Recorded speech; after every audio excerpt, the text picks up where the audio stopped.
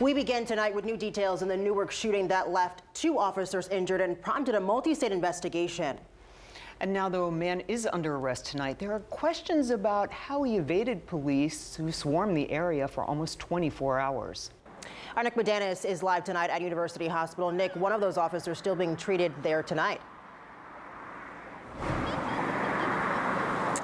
And Brittany, that officer has not been identified tonight. Expected to be okay. He could be here several days, though, still to come. But tonight, Officer Jabril Paul, who was shot in the leg, is able to rest at home, and he was all smiles leaving the hospital today.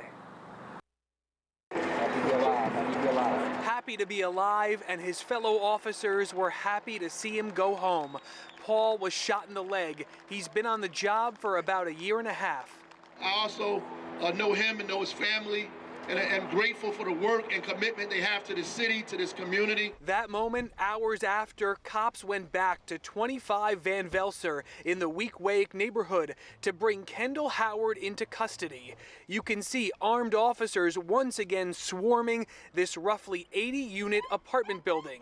Look closely at this video from Citizen App. That's Howard being dragged into the police car. Tonight, he's charged with trying to kill 2 cops, starting with that showdown outside this apartment yesterday at around 1 o'clock in the afternoon. A person recognized Howard from a previous shooting, and these 2 officers responded. Police said yesterday Howard retreated back into the building and shut down several blocks for almost 8 hours. Late last night, they said Howard was gone.